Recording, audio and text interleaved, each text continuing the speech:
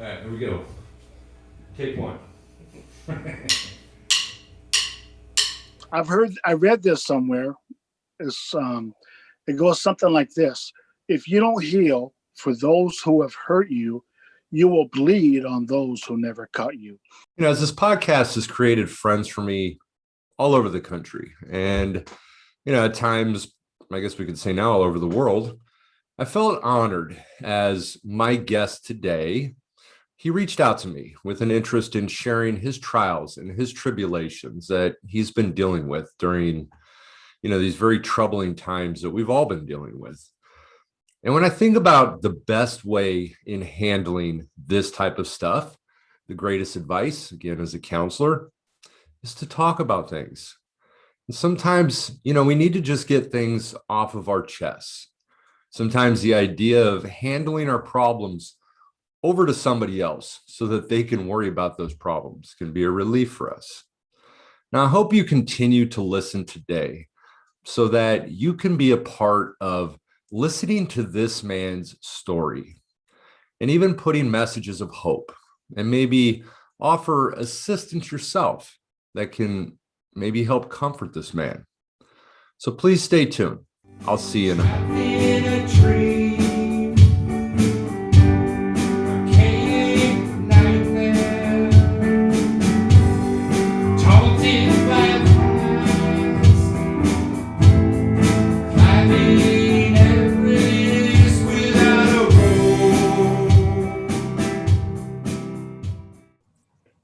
Hey, I want to thank everybody for deciding to get high with me on High While Clean. My name is Eric McCoy.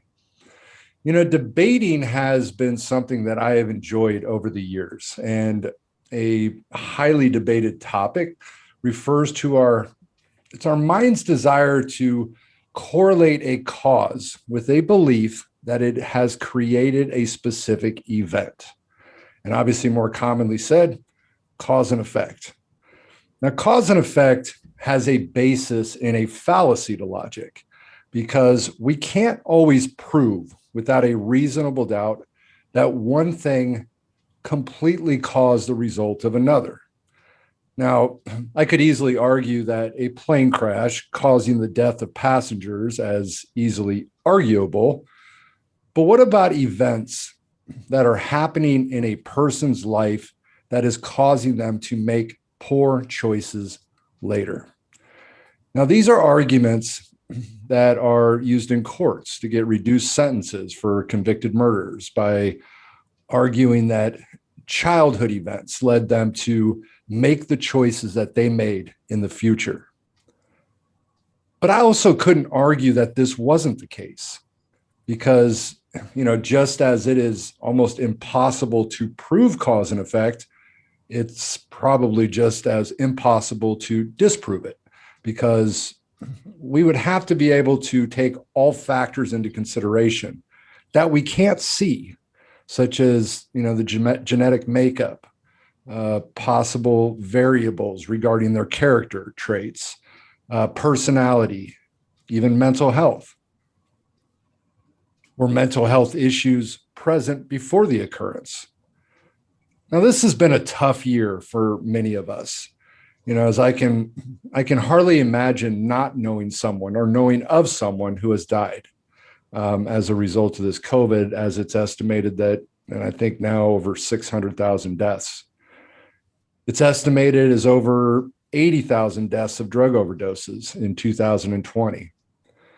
Financial hardships for many, and for those of us in recovery, discomfort, pain, immense sadness, and in some cases, unbearable anger can cause a battle within us that I like to call those whispers of Beelzebub, or that devil, and benefactor, the kindly helper. My guest today has been on our show, and actually, when I first started this podcast, he was one of my first. Joe Potosi, who is the author of When the Dust Settled, Between a Rock and a Hard Place. And he had sent me a message with a topic that I think is perfect today, and especially during these times, and can probably be highly relatable to a lot of people out there. Cause and effects. relapse prevention sits at the core to this idea because we plan for things that will happen, might happen, or could happen. Sometimes to plan for the unexpected. When does it become too much? And this obviously depends on the person. And I'm really glad that Joe reached out to me because this sounds like, honestly, he is hurting. And it is highly admirable that he's willing to share his story. Joe, I want to thank you for coming back on our show today. Eric, thank you for this opportunity. And I love how you open up the show. And I know this isn't the topic for tonight, but I would love to debate you more about the number of COVID deaths because it isn't what you think. And all you have to do is go to the CDC website. But that's a different topic for a different time. But thank you for everything you do for the greater good of mankind. I have the utmost respect for you. I love you like a brother, man. Yeah, I thank you, really man. do. I wanted to ask you now. So, Joe, I know obviously you grew up within pain. I mean, that's been your foundation from early on with your abuse and everything that you went through. And then now, obviously, this is something that's continuing for you. So tell us a little bit about what's going on. Okay, first of all, you said something I want to hit on, and that is cause and effect. I don't know if you've ever heard people say, why is he an alcoholic or why is he so abusive toward his wife and toward his children? He beats his kids all the time. And you might hear somebody retort, because he was beaten. It's a learned behavior, right? Cause and effect. And I can tell you that I have two sons, and I broke that cycle of abuse and neglect and abandonment. And so I met with you last summer. At that time, I just had back surgery. And so you can imagine it was a rough recovery time. I was off work for like 2 months. And in October, my wife got COVID and she almost died. She spent 6 days in ICU. And the first 3 days were very touch and go. And she, it was just surreal, right? And then the month, she recovered. She came home, and she had this brain fog, memory lapses, and it took her quite a while to get back to herself due to this COVID. She had a pre-existing condition, and it just took advantage of it. About a month later, I got pneumonia, and during this, probably for the last 3 years, my mother-in-law has been very ill with pulmonary fibrosis. And we don't know for a fact if COVID accelerated her condition or not. But long story short, she died in December. So my wife had COVID. I got pneumonia. My mother-in-law died. And the day she died was the day my father died 6 years prior. And it was also on my brother's birthday. And it was a very difficult time in my life. And trying to come to grips with everything. Initially, the first couple weeks, I was a strong person. I kept everything in. I had to be strong for my kids. They were extremely close to the grandmother. I had to be strong for my wife. But I was suffering silently on the inside. All this causation had built up, and I wasn't dealing with it the way it should have been. Not to mention, on top of all this, ever since I was a child, being beaten physically, being berated, being talked down to, being treated like an animal for years and years had caused changes in my psyche, changes in as a young person, the chemistry in your brain changes when you suffer abuse. That's been scientifically proven. And of course, I didn't know that as a young kid or even as an adolescent. But when I went into treatment, I learned about PTSD. I learned about the depression, the anxiety. and the triggers. And um, so I guess it kind of brought everything to the forefront. And I mentioned to you earlier how being in a program, and back when I first got married, I put myself in an inpatient or outpatient program. And then from there, I joined a 12-step program, found a sponsor, went through the steps, learned all these tools. But not only did I learn them, I applied them into my life. All these traumatic events were hitting me back to back to back. And it came to be too much, right? The causation of all these things. You kind of hits a point to where it just becomes overbearable. Exactly.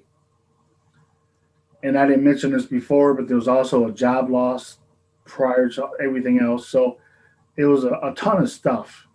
And I wasn't coping with it the way a person in recovery needs to, because those urges to want to drink again would surface, those urges to say, screw it, I need a break. This is too much. But I just fought the good fight and just continued to re-energize myself and just to get back into the big book and to hit those meetings, whether I felt I needed them or not.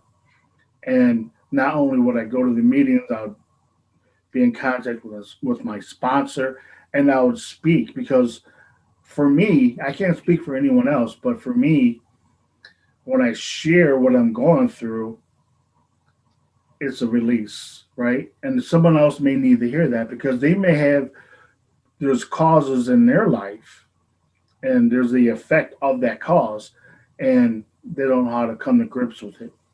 Yeah, you're an example of somebody that obviously has done it, and you are still sober. It's scary, and I get it is very scary, when we think about our minds, those that have been through all the drug abuse or alcoholism and things like that. And we hit these points where we have this pain or we have this suffering, and our crazy minds, start saying, I know what'll fix it.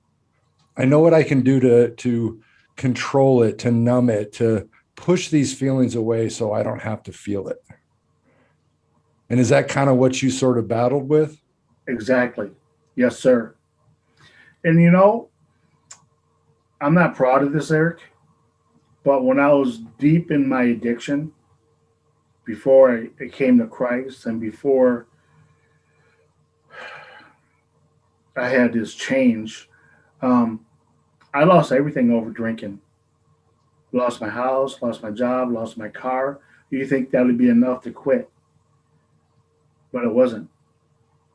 Our minds, they have a tendency of forgetting painful things. Yes. And so then we also obviously rationalize it's not going to happen this time. I'm older, I'm smarter, I can handle it, it'll be different. And there's one thing too, Eric. You're fully aware of euphoric recall, and I think I was experiencing a lot of that. Or to put it another way, I had over 20 years sobriety, 22 years sobriety, and there got to be a point where I felt like I need to reward myself by drinking, like as a milestone. And your mind just blocks off all the destruction, all the calamity drinking had caused in my life. Mhm. I destroyed relationships, but by God's grace, I've been able to restore those relationships with the most important people in my life, my sister, a couple of my brothers. And, you know, um, it's a powerful thing. And, for me, when I reflect on the serenity prayer, God grant me the serenity to accept the things I cannot change. I can't change the evolution of this COVID or, what's going on. But The the wisdom courage to to know the change the difference. things you can. Yes. And isn't that true in everyday life? If we meditate on that, there's a lot of things I can't change, but I can change my perspective. And when things come into my life and there's a causation, there's a cause that's not very favorable. It's not something I am happy about. I have a couple choices. We met just before the show started, and I shared with you my one of my good friends died suddenly, and it's sad, right? And this man was never married, doesn't have any kids. He was only 43, and it kind of puts perspective on my life, right? When I'm dead and gone, Eric, I'm confident my legacy will be one of will be a good legacy. A person who was an excellent father, or not a perfect father, but a good father. A person who loved his family above everything, and he had his struggles like everybody else, but he never quit. That's the key. That's what I want to say.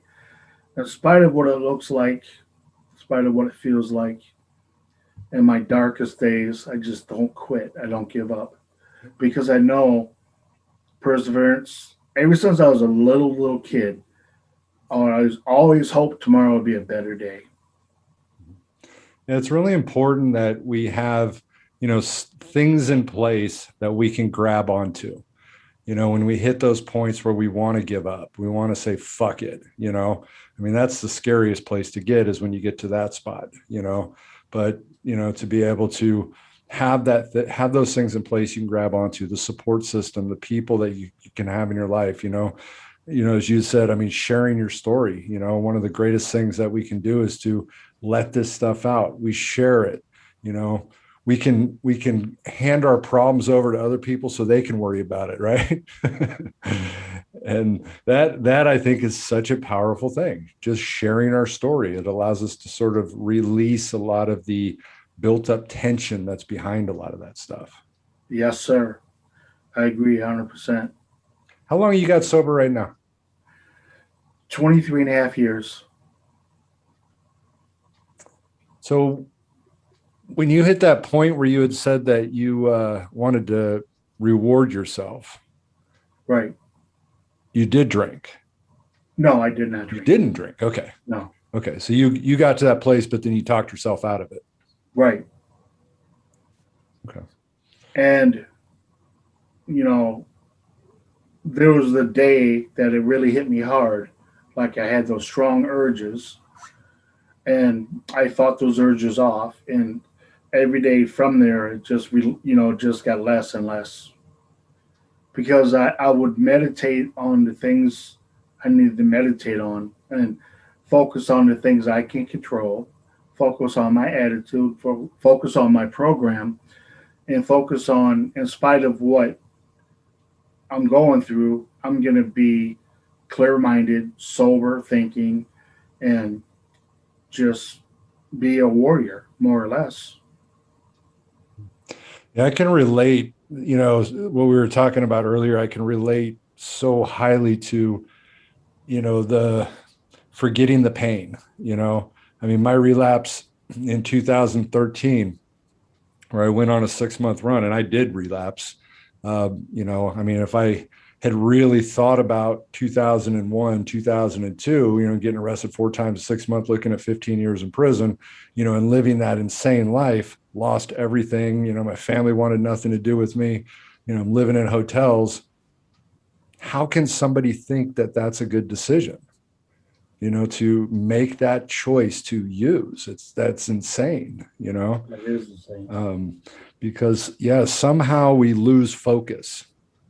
We forget that pain, and and so how did when you so recently, obviously you've been struggling. I mean, you've with your thoughts of maybe drinking and stuff like that. What have you done? What have you been doing? I've been going to a lot of meetings, and my one sponsor passed away, and he passed away right around the time everything else was going on. And this is going to sound maybe bizarre to you, maybe it won't, but AA would have like functions, like I think it's the first Sunday of each month they have like a breakfast You pay a minimal fee for breakfast, and then there's a speaker right afterwards. And suddenly, or I felt like out of place. I felt like they don't. These people are not relatable anymore. And why am I even going to this? So I was continued to going down, like to the point where I was almost at a point of a really hard relapse. And for me, my motivation, to be completely honest, has been my children. When I was a kid, my motivation was my kid brothers. In spite of the fact that we lived in an alcoholic home and there was physical abuse at the hands of my mom and my stepdad, I was the protector of my younger siblings and my sister. And when I became a father, I was really afraid to take on that role because of what I endured. And I was worried about being just like my stepdad or just like my dad. Um, what kept me sober for so long, outside of the meetings and outside of my relationship with God through Christ, was my program, right?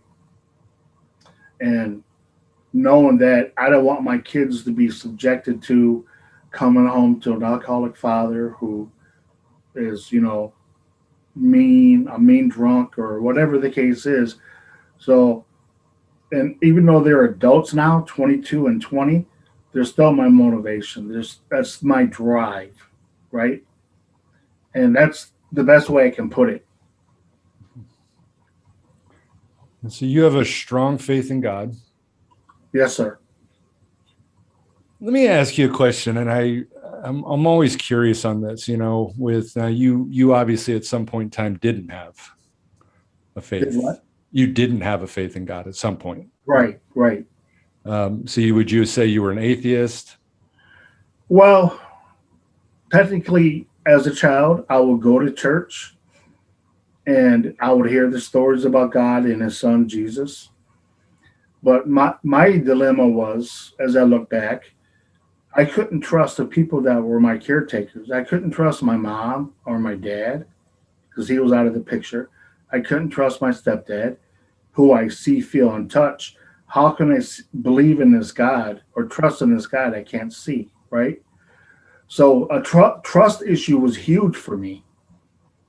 And that was, I guess you could say that was another cause and effect because of the mistrust or the not trusting in those people. I couldn't trust in God. It wasn't until I was at one of my lower points in my life. I met my wife. We both we both drank probably 4 nights a week, and it was in Easter of '97.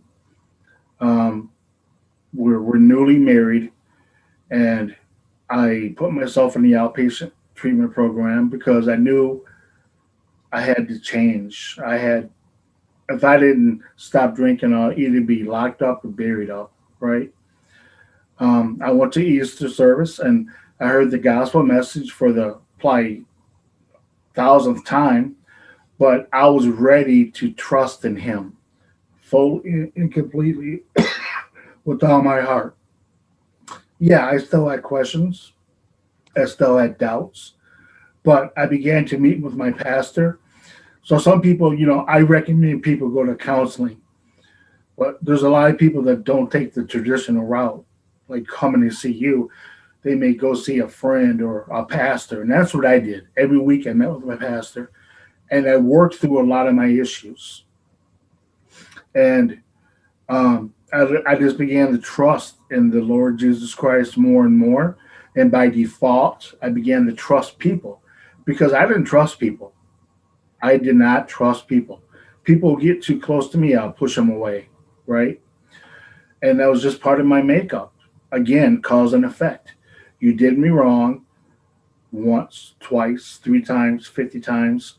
I can't trust you. I can't have you in my life. And um,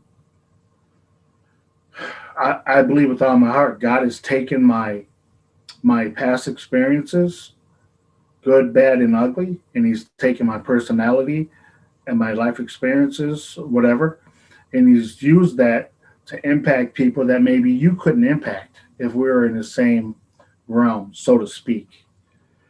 And some people say, well, being a Christian is a crutch. No, it's not. And some people say, well, it's a fallacy, it's this or it's that. And my response to you would be you have nothing to lose and everything to gain by examining the claims of Christ, right? And listen, he accepted me. I was broken.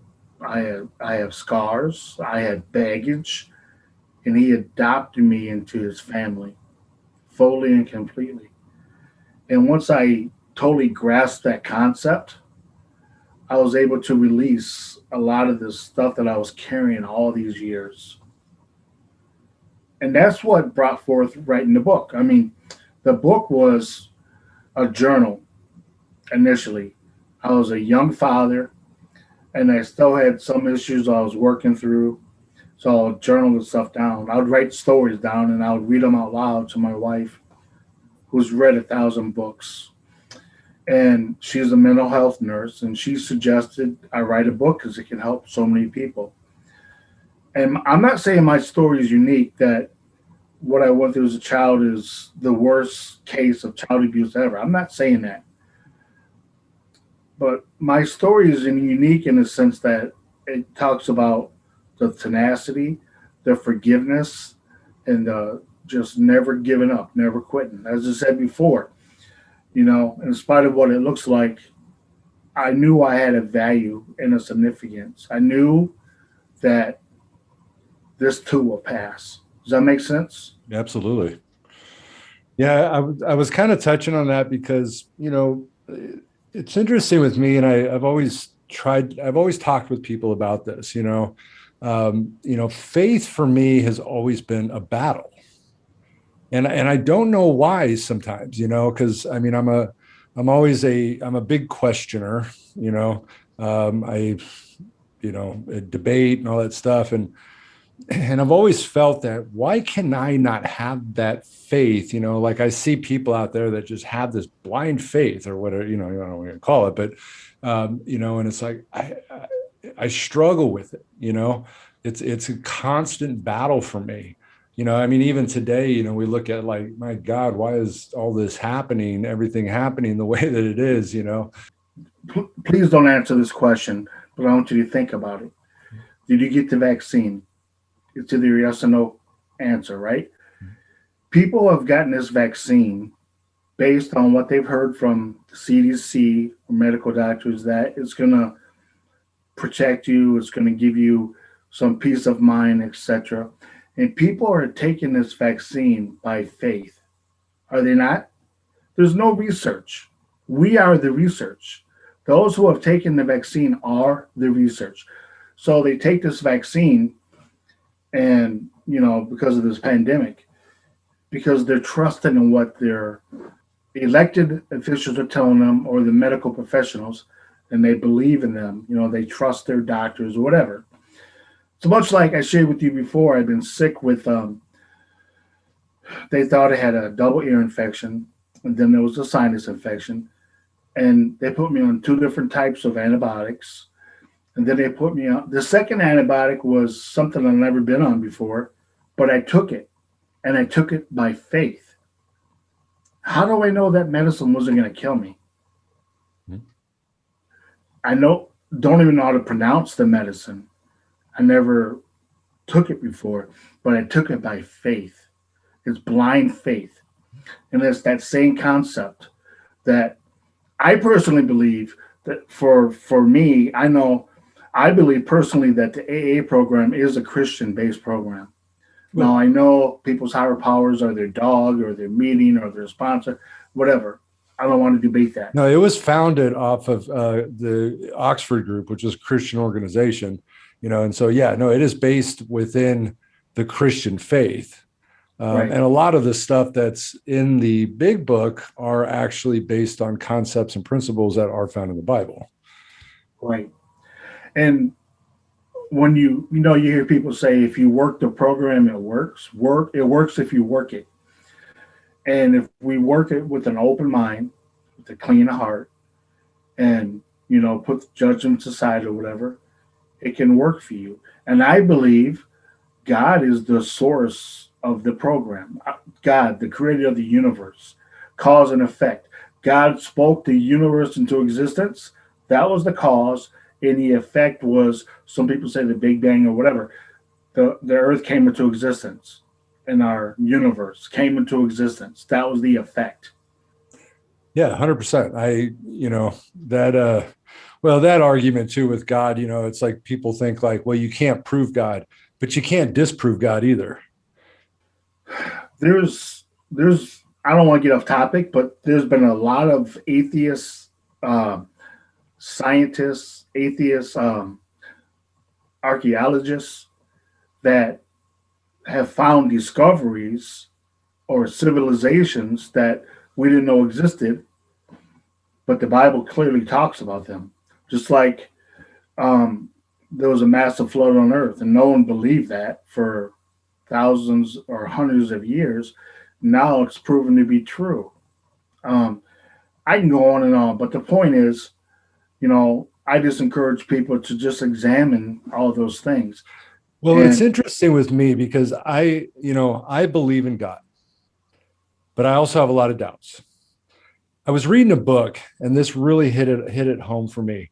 Is and the book said, "What is faith?" Right, and faith is just not giving up, and that hit home for me. And that's what I thought, because I do believe in God. I mean, I do, but again, it's not a consistently strong. Sometimes it's stronger than other times, and so it is a and so that statement in that book really kind of hit home, and that made a lot of sense to me.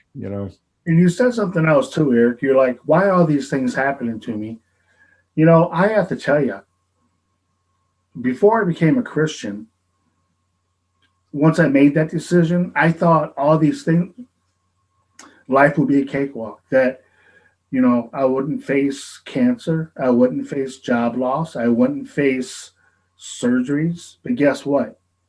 It was after I became a Christian over the years, I faced a multitude of issues. Mhm. But I'm reminded, sir, that I'm never alone. It's like that footprints in the sand. Mhm. When there's two sets of prints and then there's only one set, Christ carried me through those most difficult times. And, you know, somebody asked me a while back, what kept you going?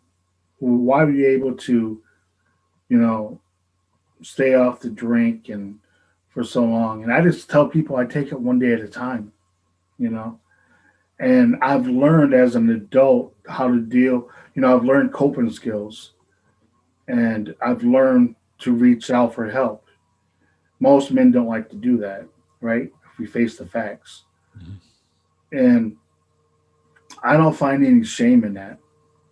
I think a person who is struggling and, even after years of sobriety, you feel like you hit rock bottom, you're on the verge of something awful, that some people say, forget it, man.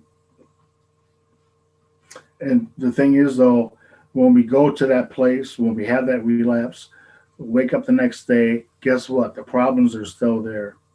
The cancer is still there, right? I mean, yeah, it's the same principle of what people say with recovery. Once I get sober, life's going to be easy. No, that's not. And actually, in some cases, life's going to be harder because you got to feel now.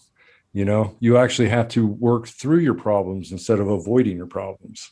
You Exactly. know, And as I said, to my shame, when all these things happened last year, it's just like boom, boom, boom. And I kind of just wasn't working through those problems the way I had for years prior. You know, it was just so overwhelming. And I can see how easy it would be to for some people to just give up. But I want to encourage people to never give up. Don't never lose hope. Because look, you guys, I don't know you, you don't know me. you have a value and a significance that's unmeasurable. In spite of what you feel like, in spite of the mistakes you've made, and believe me, I made my share, right? But you still have a purpose, whether as a father, as a mother, a productive person in your society. You know, don't let the despair get to the point where, this a lot of this stuff. There's people that are committing suicide during this whole pandemic because up until recently, everyone's locked up in their homes. Domestic violence has escalated, and people just can't cope with what's going on around them. And maybe they're too prideful to reach out for help. I don't know. I'm not an expert on the issue, but I want to encourage you to please know that I believe in you and I love you all in a very special way. Like you, I mean, you're a great example, that, I mean, you've gone through this pain, you've gone through these things, and now you stand up, you stand up and you're able to share your stories with people. You're able to, come forward and tell people that this is what I've gone through, but I didn't have to return to that old behavior, you know? And I mean, that's the biggest message of it all is, yeah, don't give up, keep pushing forward. That made me think of a illustration or an example. You ever watch a dog when he gets sick, he throws up and he walks away from it, then he goes back and he eats his own vomit? That's what it's like for me, right? Yeah. And I don't want to eat my own vomit, right? Yeah. Because there's nothing good that comes out of that. Yeah. And I try to have this attitude that I'm allergic. I'm allergic to alcohol. And when I partake of it, these are the side effects. This is what happens. And it's nothing good, Mhm. you know? And there's so much more to life for all of us. Whether your addiction is pills or, heroin or cocaine or marijuana. And by the way, a lot of people say, there's a lot of states are making marijuana legal, medical marijuana or whatever. I still think it's a crutch because a lot of people are getting around it to get access to the drugs, and it leads to other things. Yeah. I think about this, and I think I've said this before, but like, I mean, there's like certain drugs out there that sure I could probably do, LSD was one of my favorite drugs, right? I mean, I loved it. Meth was my favorite, but I mean, LSD, and it's like you can't get addicted to it. You're using such a small amount, but I don't do it, and I don't do it for a very good reason, because I like to have all of my faculties. I like to be able to, make good decisions and do good things. And, if I'm pumping LSD in my brain, that is not going to help. Smoking weed, I'm one of those people that, I don't care what it is, I will do it and I will do a lot of it. If it gives me any kind of buzz or any kind of good feeling, I'll sit and smoke an ounce in a freaking day, and then I get nothing accomplished, and so, yeah, I mean, it's, and I always tell, like when I work with clients, I'm all about education and self-responsibility. I'll educate you. You're going to make the choice, but the most important question to ask yourself is, where do you want to go in your life? What are you reaching for? What are your goals, your dreams, your vision? What do you want to do? And is that drug going to help you get there? And I think that's an important question to ask ourselves. Well, let me ask you a question. Mhm. So, a person, let's say they're an alcoholic, they're in recovery, and they are using marijuana as, for pain relief. I know people that do this, and they say they're sober. I don't agree with that. Well, that's the argument of harm reduction, So harm reduction is, okay, so somebody's doing something to reduce, the pain. The question that I ask people when we define a relapse, what is a relapse, right? And it really comes back to, I think, the reason why you're doing it. right? If I get in a car accident and they put me on morphine, I've compound fractures and stuff like that. That's not really a relapse, if it's something of a necessity, right? Um, but for those of us that have the crutch of substance abuse, that could be debilitating for us. Um, the important thing for me is that I understand I can handle a lot of pain. My body can handle a lot of pain. For me to reach out for something that is that euphoric type something, it's got to be bad. It's got to be really bad. So again, it goes back to if I'm smoking weed, okay, to help pain, but I'm also doing it because I like the buzz. That's a relapse. If you're doing it for the buzz, if I'm doing it because I like the feeling, yeah, that's kind of a relapse, because what's that going to lead to? And that is the biggest problem behind it is what's it going to lead. So it really goes back to why are you doing it? And that's how I kind of define a relapse for people. If I can shift gears here a little bit, we're talking about cause and effect. And I was sharing with you a lot of the negative consequences from different causations in my life. I'd like to share some good causations or some good things that have happened. So my son graduated from the local university last weekend.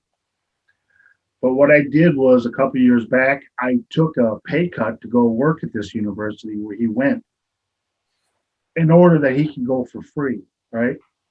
The tuition was like $30,000 a year. But by me working there, it was free for him. So there's another example of cause and effect because I made that decision to, some people might say it was a sacrifice. I'm saying I did it for my kid, right? And from that decision and that cause to go there, the effect was he graduated debt free. He has no college debt. So there's a lot of good things, the same principle of cause and effect that have happened in my life as well. And, it's a good thing. Yeah, it's similar to, even looking at like impulse control. I mean, you got consequences, there's positive and negative consequences to everything that we do. And so, I mean, that's a little bit too sort of related to the cause and effect, factor that, if I do this, what's going to happen? What are the consequences that I could experience from this, Right. And again, good decision makers are those that think about those, that we think about them. And based on the best information we have, we'll make a decision and hopefully get the good effects, right? Right. And so, I mean, I mentioned this before, my kids are my motivation. My kids are my life. And, I hope I never lose that relationship. But I know if I was to go back to drinking, a very strong possibility I can lose that, right? Mm-hmm. That with my children, my wife, I can lose my marriage. And that's motivation to persevere, because I know what it's like to lose everything and I can't go down that road again, And so I have to put things in my life. When I first went to treatment, outpatient treatment, and I was really on fire for God as a brand new Christian. I knew a lot of people in the community. We used to play darts, like in the bars or whatever. And we had nothing in common anymore, and I just didn't really associate with those people. But they knew my phone number. They knew where to find me. But, I had to make decisions that were going to, better me, not to put myself in a situation where I may relapse or, may say, oh, screw it, I'm going to have a drink. And that goes along with the program, Eric. I know you know this all too well. If you would continue to hang around some of your buddies you used to get high with, after a time, that can be very detrimental to your sobriety, correct? And so we have to make those tough decisions. I don't really feel it was that tough. I mean, because my sobriety was more important, And at the end of the day, those friends were replaced with solid, good Christian men, most of which were fathers that I would try to emulate and learn from because I never had that myself. A good, good, solid foundation surrounding me. And these guys didn't drink, didn't partake in other drugs, and they taught me so many lessons, and I'm grateful for that. Yeah, it's looking for the people that have the qualities that you want to have within you. Yes, Uh, that's huge, right? yep. Yep. And sometimes you have to humble yourself, and ask questions, and you know, and that's what I've done. I'm not afraid. I mean, I never learned how to work on. I can fix minor repairs around the house, but if you ask me to rewire your house, I don't have a clue because I never learned it, and I'm not afraid to say that. But or if I get lost in Chicago, where I'm from right outside Chicago, but I'm not afraid to stop and ask directions. But the stereotypical male doesn't do those things because they're too prideful or whatever. And I think with me in sobriety, when I or when I'm struggling with the things I was really, not too long ago, I'm not afraid to pick up the phone and call my sponsor or talk to the other guys in the meetings and just be my genuine self. Don't try to put on the crap. Don't try to pretend like you know all the ins and outs of the program and not work it. Just be sincere and be real. That's how I found real sobriety. Hmm. One of the ways. Well, I want to ask you, as I always like to ask everybody on the show, if you had a message to give to people out there that are suffering right now, that are really struggling, what would that be? Certainly. Um, this is a quote that I try to live by, and it goes like this: Your condition does not have to be your conclusion, right? So maybe the condition you're living in right now is less than favorable. Maybe you've had a relapse, or maybe some traumatic things have happened in your life, and you're kind of stuck in that place, right? Due to COVID, you lost your job. Maybe you lost a loved one, and it's just brought you down. You become deeply depressed or whatnot. You don't need to stay there. It doesn't have to be your conclusion. I encourage you to pick yourself up by the bootstraps, dust yourself off, and move on. And that 9 times out of 10 is going to require you reaching out for help to put aside your pride, put aside your maybe your your perception of the program or whatever aside, and just open yourself up so that people can help you and they can share with you what their experiences have been so that you can get through it. But never give up, never quit. And as I said, probably 3 times by now, if you fall down 8 times, get up 9 because you have that significance and a purpose in your life. I don't know what that is. Eric don't know what that is. God knows what that is. And you have a purpose. I think part of it is people figuring out their strengths. And I always believe that, what your strengths are have got to be something related to a purpose for you, Right. Because you have them for a reason. Right. Well, Joe, I want to thank you for coming on here today. Thank you, sir. And I want to thank you again, Eric. I've been watching your shows when I can, and I just have so much respect for you and what you're doing for the greater good of mankind. Maybe, I want to encourage you too. Maybe there's times you feel like, what difference is your podcast making anyway? Why keep doing it? I want to encourage you to press on, man, because you are making a difference. You might not get an email or you might not get a text message or something on Messenger saying, wow, thanks, dude. Because typically that doesn't happen, right? In huge numbers. But as far as I'm concerned, you're making a big difference and we need more people like you. Thank you, Joe. I'm glad you said that too, because I mean, I literally do sometimes. I think I go, I don't know if I should do this anymore, kind of thing. Um, but that's exactly what I do. I just kind of keep doing it, and it's kind of, and I hope I am making a difference. I'm hoping that I mean, again, I always like to kind of say this is our podcast because, this isn't just me. I've got people like you and, other guests that I've had on the show that, have great messages. You're that message of strength, that no matter what happens in our life, we can push through. We Right. can walk through it. And the one thing I wanted to say to you, and I was thinking about this, you were talking about, um, doing this for your family, your wife, your kids, and stuff like that. Make sure you're doing it for you too. Oh, absolutely. That's going to be the And most powerful part of it all. and that has to come Yeah. first.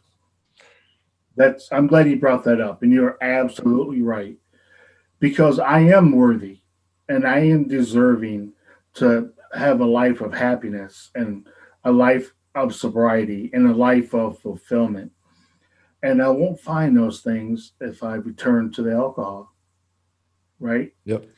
And and you know, I made terrible, terrible choices when I was in active addiction. And I regret those decisions. And we're going back 25, 28 years ago when I got the DUI. And some people in my extended family they still keep that in the back of their mind. And it's like, I'm not that person anymore.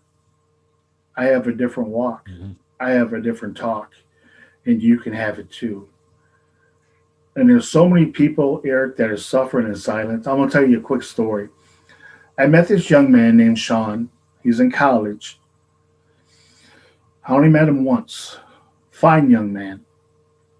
Seemed very bright. Seemed like he has a good future.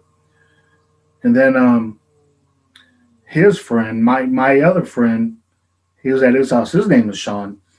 He was kind of like mentoring him, and he's in the program. And then I don't know, about a week or so ago, I saw a message on Facebook that this young man died. Mm. He killed himself. Pills and alcohol. Yeah. This young man was suffering in silence. That's just a prime example. That's the true pandemic, Eric. And that's the message I think really is that it is not a weakness to ask for help. No. That's a strength, actually. Right. But on the flip side, it takes a lot of courage for you to do what you do in terms of sharing your story. For me to share my story, to be transparent. I'm not looking for pats on the back. I'm trying to say, look, man, I was a mess, right? But if I can get through it, so can you, you know? And it just breaks my heart when you hear stories like that, of these older people, younger people that are just taking their own lives. Yep. Because they're so ashamed. Mm-hmm. Let's not be ashamed. Yeah. Let's reach out for help. And it's okay to be broken. It's okay to be sorrowful and remorseful. Because I know of a lot of people that are willing to help, but they don't know about you if you're still hiding in your house. You're a closet drunk or a closet junkie, for lack of a better term, and you're self-medicating, and the addiction is getting worse and worse, and it's taking more and more of you every time, and you're losing your job and you're losing the relationships, and you think it's going to get better. I'll quit tomorrow. Tomorrow comes and you buy an 8-bar, whatever it is. I just want to encourage people to just please reach out for that help. It's not that difficult. Listen, Eric, we like to complicate things. When we were talking about faith before and my faith in God, we like to complicate it. What I mean is, I thought I had to be perfect. I had to not have any unclean thoughts in my mind or any alcohol in my system I had to be perfect before I can come before God and ask him to accept me. That's not the way it works. And in the program will help you get clean from the inside out if you just reach out for help. Yep. It works if you work it. Well, Joe, I want to thank you again. And hey, I want to thank everybody for tuning in to another episode of High While Clean. And as I always like to say, keep getting high, but let's do it clean. I'll see you soon. Thanks. Darkness, we find the